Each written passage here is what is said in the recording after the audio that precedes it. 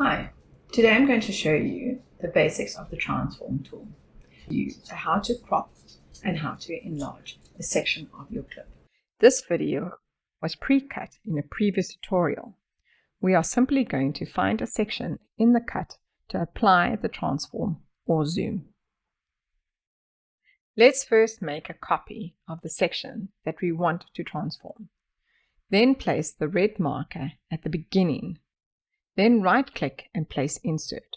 This will create an exact duplicate, which is the effect that we want. You will then take the duplicated copy and move it above into track 2, directly above the original image. You will then select the empty space, right-click and say Ripple Delete. Now select the duplicated section. Select Crop in the drop-down first. This is the only section of the image that we want.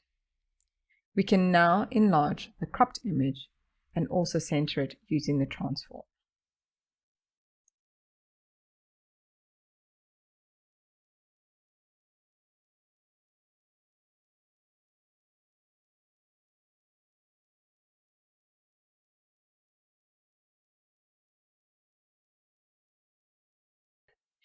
That is perfect for now.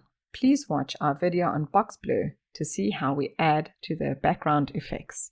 Thank you for watching.